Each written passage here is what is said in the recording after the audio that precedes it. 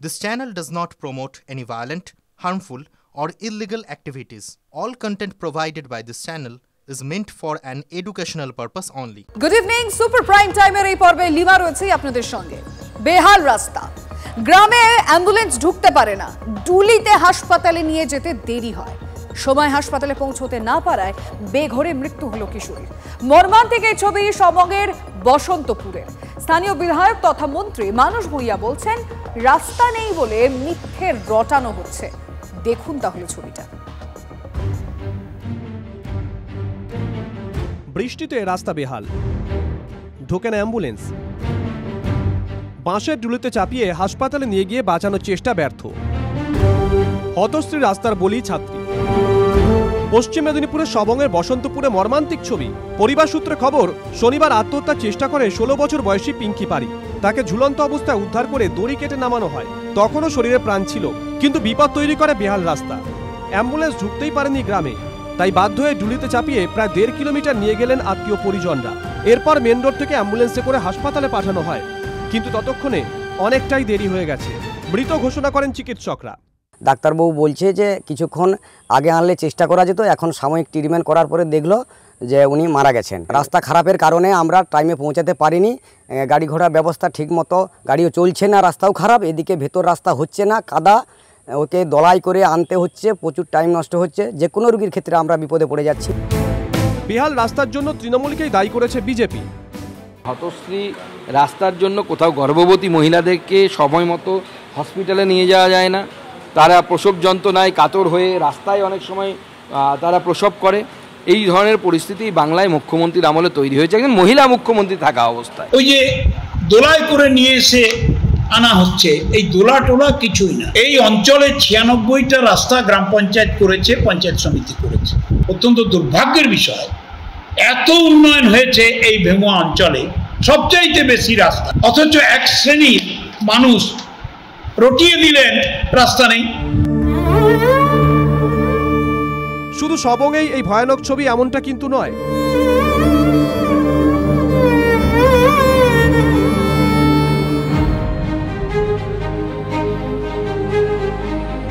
হুগলির গোঘাটের কুলিয়ায় বড় এবড়োখেবড়ো রাস্তায় তৈরি হয়েছে ছোট ছোট মরণ ফাঁদ। রাস্তা না থাকার জন্য গ্রামে ছোট গাড়ি থেকে অ্যাম্বুলেন্স কিছুই ঢোকে না।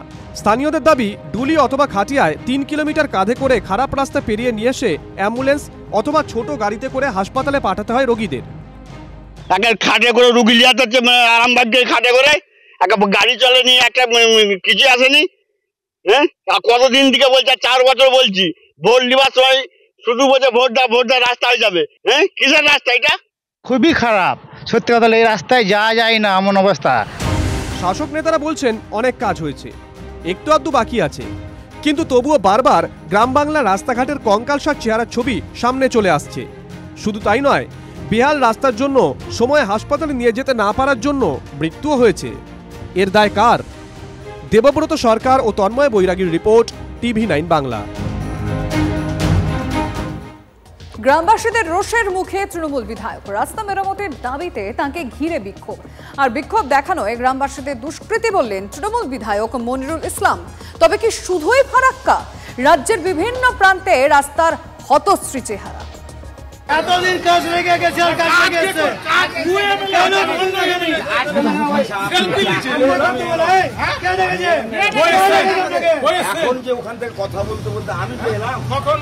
রাস্তা নিয়ে দিকে দিকে ক্ষোভ। গ্রামবাসীদের বিক্ষোভের মুখে তৃণমূলের আরও এক বিধায়ক। এবারে ফারাক্কার বিধায়ক মনিরুল ইসলামকে ঘিরে তুমুল বিক্ষোভ।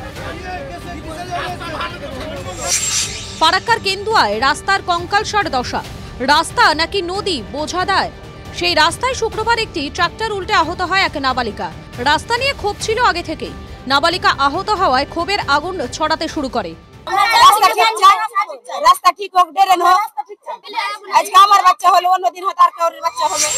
আর শনিবার তৃণমূল বিধায়ক ঘটনাস্থলে যেতেই সেই ক্ষোভ বিস্ফোরণ ঘটে। এলাকাবাসীর রোষের মুখে পড়েন মনিরুল ইসলাম, আর বিক্ষোভ দেখানো স্থানীয়দের দুষ্কৃতী বলে দাবি করলেন বিধায়ক। কালকে যে আমাকে বিক্ষোভ দেখিয়েছে আর কি, সেটা হচ্ছে মদ্যপ অবস্থায় দুষ্কৃতী বলবো। আর কংগ্রেস CPM এর মানুষ, তারা রাজনৈতিক চক্রান্ত আগে থেকেই এলে এরকম করবো। আমি কিন্তু নিজে থেকে গিয়েছি ওখানে, আমার সৎসাহস আছে যাওয়ার। পাল্টা তৃণমূল বিধায়ককে আক্রমণ শানিয়েছে বিরোধীরা। বিধায়কের কি দায়িত্ব, সরকারের কি দায়িত্ব, সে সম্পর্কে তাদেরকে সচেতন করবার জন্য যখন মানুষ নিজে তাদের বিরুদ্ধে ক্ষোভ ব্যক্ত করছে, তখন দুষ্কৃতী বলে নিজেদের ব্যর্থতা, নিজেদের অক্ষমতা, নিজেদের অসততা ঢাকার চেষ্টা করার মধ্য দিয়ে মহৎ কাজ কিছু হবে না। দেখুন, বিধায়ক সেখানে জনসমর্থন তো নেই, শুধুমাত্র ডেমোগ্রাফির জন্য সেখানকার বিধায়করা তৃণমূল কংগ্রেসের বিধায়ক হন। উন্নয়ন বলে কিছু হয়নি। শুধুই কি ফারাক্কা, রাজ্যের বিভিন্ন প্রান্তে রাস্তার হতশ্রী চেহারা। বাঁকুড়ার পুরন্দরপুর, সেখানে বছর 4 আগে প্রধানমন্ত্রী গ্রাম সড়ক যোজনায় তৈরি হয়েছিল ঝা চকচকে রাস্তা, কিন্তু সেই রাস্তা জুড়ে বিভিন্ন জায়গায় তৈরি হয়েছে বড় বড় গর্ত। সেই গর্তে বর্ষার জল জমে রূপ নিয়েছে পুকুরের। 22 চাকা গাড়ি যাচ্ছে, এখানে গ্রামের মানুষ অ্যাক্সিডেন্ট হচ্ছে, অনেক ছাত্রছাত্রী যারা স্কুল যায় তারা পড়ে যাচ্ছে, পড়ে যেয়ে কারো হাত ভাঙছে, কারো পা ভাঙছে। খানাকুলের রঘুনাথপুর, বেহাল রাস্তা। আরামবাগ থেকে খানাকুলের রাজা রামমোহন রায়ের বসতবাড়ি 12.5 কিলোমিটারের রাস্তা, তার মধ্যে 4 কিলোমিটার মাটির রাস্তায় প্রাণ ওষ্ঠাগত খানাকুলবাসী। জল কাদাতে নিত্যদিন স্কুল যাতায়াতে অসুবিধায় পড়ছেন ছাত্রছাত্রীরা। রাস্তার অবস্থা তো খুবই খারাপ, এই রাস্তা দিয়ে তো যাতায়াত করা যায় না। এখন পর্যন্ত এটাকে কোনো নেতা থেকে আরম্ভ করে সমস্ত মানুষ কেউ দেখছে না। আর 5-7টা গ্রামের সংযোগের এই রাস্তা এটা, এখানেতে আপনার স্কুল, এই যে সামনে সাইবোনা প্রাথমিক বিদ্যালয়ে সব ছোটো ছোটো বাচ্চারা প্রাইমারি স্কুলের ছাত্র 8 পর্যন্ত পড়াশোনা করে, এরা প্রতিদিনই আসতে যেতে এদের সমস্যা। তারকেশ্বরে প্রশাসনিক সভায় এই রাস্তাটি সংস্কারের দাবি উঠেছিল। তখন মুখ্যমন্ত্রী নিজেই পিডব্লিউডিকে দেখে নিতে বলেছিলেন, কিন্তু অনেকেই বলছেন কাজের কাজ কিছুই হয়নি। এই রাস্তাই তার প্রমাণ। Bureau report, TV9 Bangla. জলে ভাসছে দক্ষিণবঙ্গ। সেচ দফতর যখন প্রশ্নের মুখে, ঠিক তখনই আরও একবার ভিন রাজ্যের দিকে আঙুল তুললেন সেচমন্ত্রী মানস ভূঁইয়া। ওড়িশা ঝাড়খণ্ডের চাপে বাংলা নাকি স্যান্ডউইচ? ভূমির গঠনের জন্য এই পরিস্থিতি তো চিরকালীন। স্যান্ডউইচ পরিস্থিতি থেকে বাঁচার কি খোঁজ করেছে সেচ দফতর? উঠছে প্রশ্ন। একদিকে প্রকৃতি, আরেকদিকে কেন্দ্রের ডিভিসি আর গালুডি, ঝাড়খণ্ড এবং ওড়িশাকে জড়িয়ে দুই দিক থেকে আমাদের স্যান্ডউইচ করে জল ছাড়ছে। ডিভিসি বনাম রাজ্য নতুন নয় এই বিবাদ বিতর্ক। প্রতিবারই প্রায় এই এক জিনিস দেখা যায়। টানা বৃষ্টিতে ইতিমধ্যে রাজ্যের একাধিক জায়গায় বন্যা পরিস্থিতি তৈরি হয়েছে। তারপর মরার ওপর খাঁড়ার ঘা জল ছাড়ছে ডিভিসি। বর্তমানে 45,000 কিউসেক হারে জল ছাড়ছে ডিভিসি। ঝাড়খণ্ড ও পশ্চিমাঞ্চলের জেলাগুলিতে আগামী 3 দিন ভারী বৃষ্টির পূর্বাভাস রয়েছে। ফলে জল ছাড়ার পরিমাণ আরও বাড়াতে পারে ডিভিসি বা ঝাড়খণ্ডের গালুডি বাঁধ। ফলে পরিস্থিতি আরও খারাপ হতে পারে। ইতিমধ্যে খানাকুলে গ্রামে গ্রামে জল ঢুকতে শুরু করেছে। তারকেশ্বর, রূপনারায়ণ, মুন্ডেশ্বরীতে জলস্তর বাড়ছে। পানশিউলি, রাধাকৃষ্ণপুর, বাসাবাটি, গড়ের ঘাটে ইতিমধ্যেই চাষের জমিগুলি প্লাবিত হয়ে পড়েছে। দামোদরের শাখা মুন্ডেশ্বরী দিয়ে ডিভিসির জল খানাকুলের পানশিউলিতে রূপনারায়ণে পড়েছে। জগৎপুরের রাজ্য সড়কের উপর হাঁটু সমান জলের উপর দিয়ে যাতায়াত করছেন মানুষ। ফসল সব চারদিকে পুরোটাই ডুবে গেছে, আর সবজি, কাঁচা সবজি বলে কিছু নেই। পাট ছিল, পাটের গোড়াও, গাছের গোড়ায় 1 কোমর করে জলে গেছে। পাটও নষ্ট, কাঁচা ফসলও নষ্ট। খুবই খারাপ। জল তো বাড়ছে মোটামুটি, তো এরকম করে জল বাড়তে থাকলে খুব সমস্যার মধ্যে পড়বো।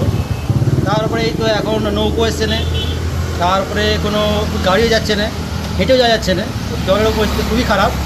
ঘাটালবাসী জল যন্ত্রণা অব্যাহত। প্লাবিত ঘাটাল ব্লকের বিস্তীর্ণ এলাকা। পুরো এলাকারও বিস্তীর্ণ অংশ এখনো জলের তলায়। ডুবে রয়েছে একাধিক রাজ্য সড়ক। 7 নম্বর ওয়ার্ড পুরো ডুবে গেছে, রাস্তায় এতটা জল হবে। 4 দিন হলো জল বেড়েই চলেছে। সমস্যা মানে এত উঠা যাচ্ছে না, এত জলের চাপ। এই পরিস্থিতিতে জল ছাড়া নিয়ে ডিভিসিকে আক্রমণ শানিয়েছেন রাজ্যের সেচমন্ত্রী মানস ভূঁইয়া। তার অভিযোগ, বারবার বলা সত্ত্বেও না জানিয়েই জল ছাড়ছে কেন্দ্রের অধীনস্থ দামোদর ভ্যালি কর্পোরেশন। মুখ্যমন্ত্রী 10 বার চিঠি দিয়েছেন, 4 বার প্রধানমন্ত্রীর সঙ্গে দেখা করেছেন। আমাদের সঙ্গে কথা বলে ডিভিসি অথরিটি তেনুঘাট থেকে যে জল ছাড়ে, পঞ্চায়েত থেকে যে জল ছাড়ে, মাইথন থেকে যে জল ছাড়ে এবং ডিভিসির দুর্গাপুর ব্যারেজ থেকে যা জল ছাড়ে আমাদের জন্য জানানো হয়। জানাচ্ছে না, টাকা নেই তো। মানস ভূঁইয়া তো ওই ধরে ধরে সিভিক ভলেন্টিয়ারকে ব্যানার দিয়ে খিচুড়ির ছবি তুলছে, তো খিচ মেরি ফটো। মানুষের যন্ত্রণা নিয়ে রাজনীতি করা বন্ধ করে একমাত্র লক্ষ্য তো এই সময় হওয়া দরকার কি করে দুর্গত মানুষগুলিকে সাহায্য করা যায়। কাদা ছোড়াছড়ি না করে কি তা সম্ভব নয়? কেন্দ্র রাজ্য মিলে সমাধান সূত্র কি বের করা যায় না? Bureau report, TV9 Bangla. ইতিমধ্যেই দেখলেন যে দক্ষিণবঙ্গের কত জায়গা ভাসছে, কাল পরিস্থিতি আরো খারাপ হবে। হ্যাঁ, বৃষ্টি আরো বাড়বে। চলুন আমার সঙ্গে একটু চটপট বরং আপনাদেরকে আপডেট দিই। এই আমরা ভার্টিক্যাল বলে আপনাদেরকে সব তথ্য দেবো। কলকাতায় বৃষ্টি হবে, বিক্ষিপ্ত বৃষ্টির পূর্বাভাস। টেম্পারেচারটা আপনাদের বলে রাখতে চাইবো, সর্বোচ্চ থাকতে 33 ডিগ্রি এবং সর্বনিম্ন হচ্ছে 27 ডিগ্রি সেলসিয়াস।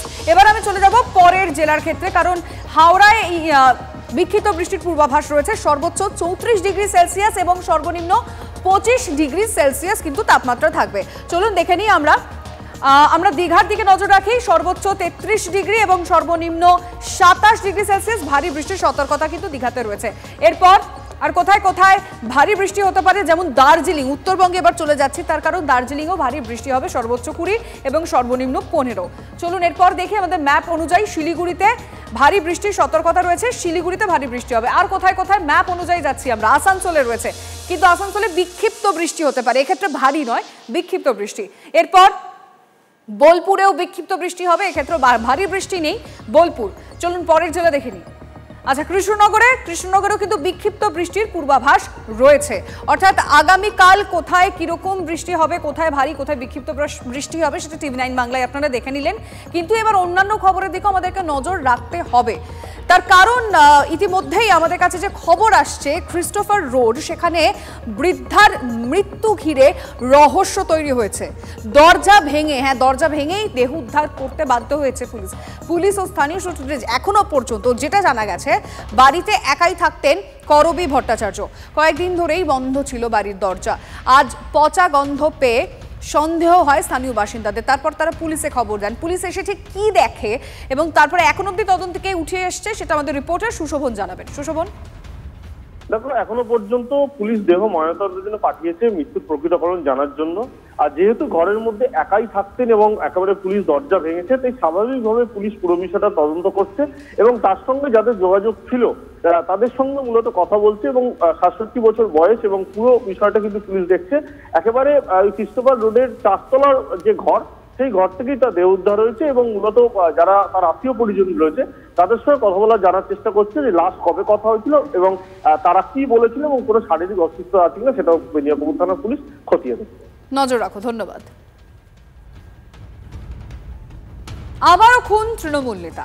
এবার পয়েন্ট ব্ল্যাঙ্ক রেঞ্জ থেকে গুলি করে খুন লাভপুরের শ্রীনিধিপুরের তৃণমূলের অঞ্চল সভাপতি।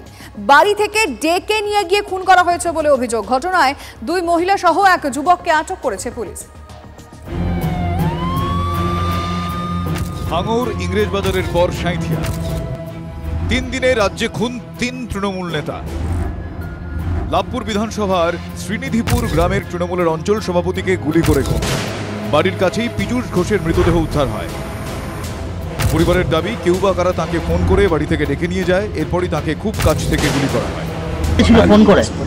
ফোন করে ডেকেছে রাত 2টোর সময় কেউ ফোন করেছিল, যা এসেছিল তার গুলিতে বুঝতে পারে যে আমাকে মারবে, পেছন দিক থেকে গুলি করে দিয়েছিল, কপাল থেকে ফুটো বেরিয়েছে, ওইখানেই মারা গেছে। নিহতের স্ত্রীর অভিযোগ, এর আগে একাধিকবার অঞ্চল সভাপতির পদ ছাড়তে তার স্বামীকে চাপ দেওয়া হচ্ছিল।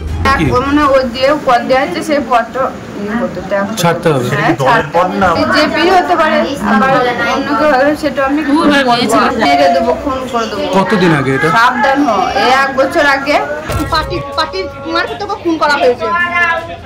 তাদের আমরা শাস্তি চাই, শাস্তি দিতেই হবে তাদেরকে। ও কি অপরাধ করেছে, তার কোলে একটা বাচ্চা আছে, 1 বছরের বাচ্চা। বিজেপির দাবি, বখরার লড়াইয়েই প্রাণ গিয়েছে তৃণমূল নেতা।